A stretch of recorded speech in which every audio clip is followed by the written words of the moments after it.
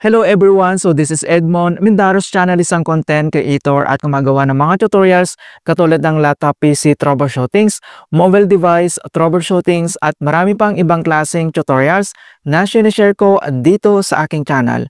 At sa video ito ay pag-uusapan natin at i-guide ko kayo on how to withdraw Shopbox earning commissions using GCash. So ang Shopbox ay isa itong cashbox rewards platform na nagbibigay ng percentage money back kapag ikaw ay nag-shop online katulad ng Lazada, TikTok, Shopee at marami pang iba. At ilalagay ko sa description box ang iba pang tutorials ko regarding dito sa Shopbox para mag-guide ka. Kaya wag na natin patagalin at start na natin. So ang next step ay kailangan mo lang i-open dito yung Shopbox app and then i-click mo lang. At dito lang sa ating Shopbox na homepage and then dito lang sa baba ay kailangan mo lang itap dito yung account profile na makikita dito sa bottom right corner. At dito lang sa ating Shopbox profile homepage and then makikita mo na dito yung ating lifetime earnings. So ang lifetime earnings, ito yung tinatawag na transactions details activity. Kapag clinic mo dito yung si activity, dito mo makikita lahat yung transaction ng ating accounts like cashbox, yung nakukuha natin ng commission sa bawat items na chinek out natin dito, and then yung referral code natin na nandito lahat, naka-record lahat dito. So, makikita mo lahat dito yung total earnings natin. So, hindi ito pwedeng ma-withdraw na kino-comment ng iba kung pwede ba daw itong ma-withdraw pero hindi siya pwedeng ma-withdraw dahil isa itong transaction details. So, nandito yung total earnings mo kaya tinawag na lifetime earnings. Alright, so dito naman sa Shopbox ay single items lang yung pwede natin na gamitin yung Shopbox. So hindi ito pwedeng gamitin sa multiple items mga kaibigan. So remind ko lang. So isang items lang and then kailangan mo lang itong i-add or i-check out mo yung items kapag na-receive mo na yung items and then doon na mag-start na mag-process yung cashbox mo. So ganun po siya. Alright, so kung paano ba ito mag-withdraw gamit lang yung ating GCash. So makikita mo naman dito yung ating available na cashbox. So mayroon na tayo dito 1,000 plus. So pwede na tayo ditong mag-withdraw. At dito lang sa right corner, kailangan mo lang itap dito yung withdraw. And then withdrawal and then minimum withdrawal amount, kailangan makaipon ka dito ng 200 mga kaibigan para makapag-withdraw ka. And then dito lang sa pinakagitna makikita mo dito yung add withdrawal destinations, itap mo lang. And then available balance. So dito naman ay kailangan mo lang i-select dito yung e-wallet transfer na makikita dito sa right corner, i-click mo lang. And then remind ko lang mga kaibigan, so takes 3 to 5 working days to be processed. So both bank transfer and e-wallets, kailangan natin maghintay dito ng 3 to 5 working business days. Pero naman dito ay hindi mo pa maabot yung 3 days, talaga naman mabilis minsan. So within 2 days or 1 days, marireceive mo kaagad.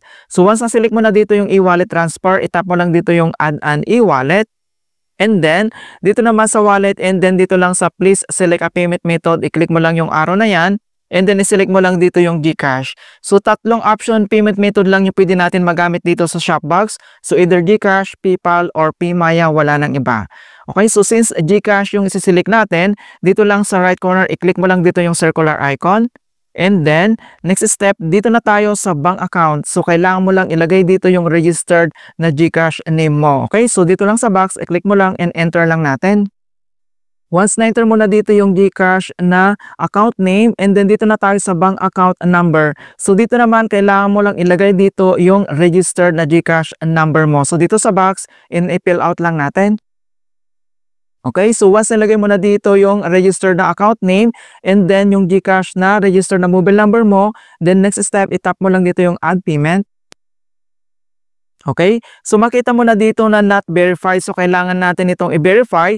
To verify this account, click the verification link, send to your email. So kailangan natin i-open yung ating email dito lang sa ating Shopbox para ma-verify natin. Okay, so since naka-receive na tayo dito ng email, and then itap mo lang.